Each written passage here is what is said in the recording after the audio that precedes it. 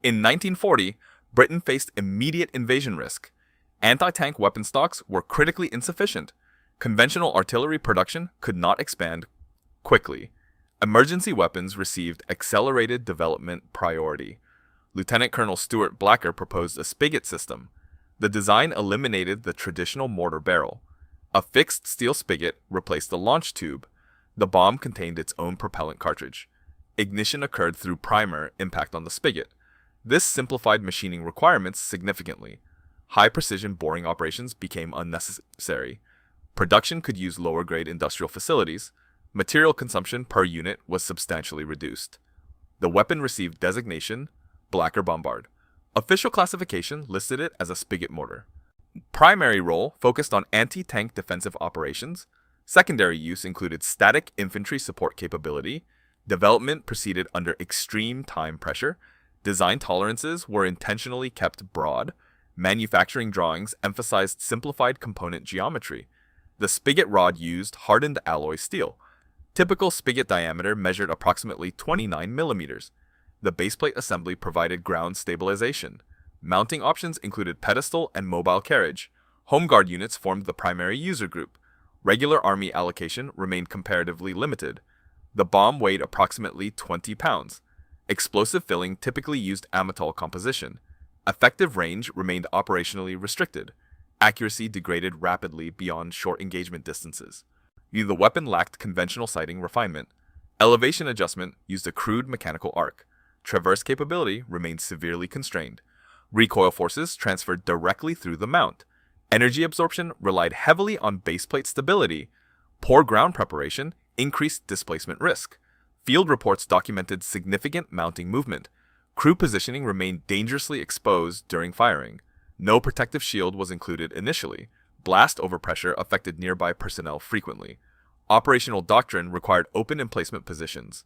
Concealment proved difficult due to weapon height. The pedestal mount stood prominently above ground level.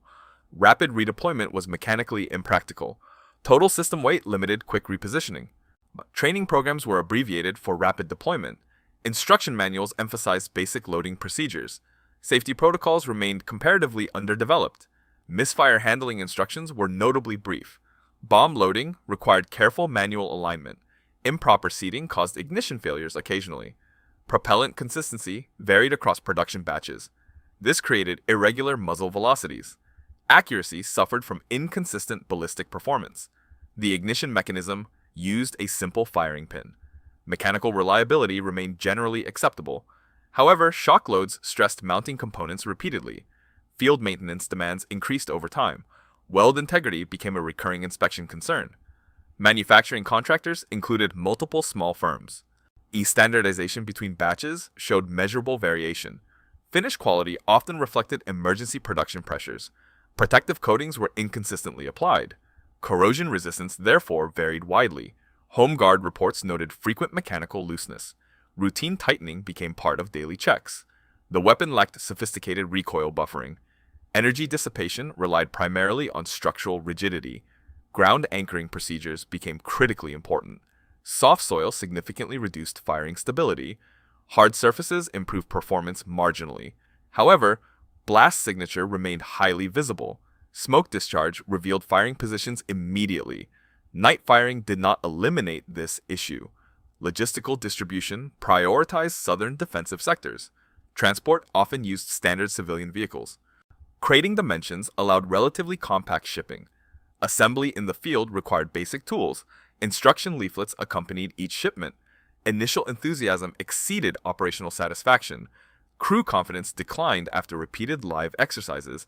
Accuracy limitations became widely acknowledged. Penetration capability proved inconsistent against armor. Optimal engagement required very short distances. This increased exposure to enemy fire. The pedestal mount restricted low-profile deployment. Attempts at camouflage achieved mixed results. Some units improvised sandbag shielding. These measures provided limited ballistic protection. Blast effects still endangered nearby operators.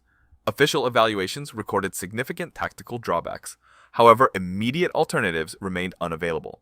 Though production therefore continued despite known limitations, the weapon filled an urgent defensive gap. Industrial planners accepted the operational compromises. Later anti-tank developments reduced reliance gradually. The PIAT eventually superseded many Bombard roles. Nevertheless, Bombard units remained in inventory. Storage depots retained large reserve quantities.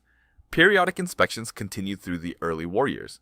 Training use declined as better weapons appeared. Some units were reassigned to static defense duties. Engineering reviews highlighted inherent design risks. The exposed firing position remained the primary concern. Recoil stress also limited long-term durability. Despite flaws, the system met emergency requirements. Its simplicity enabled rapid nationwide distribution. The strategic necessity outweighed technical refinement at the time.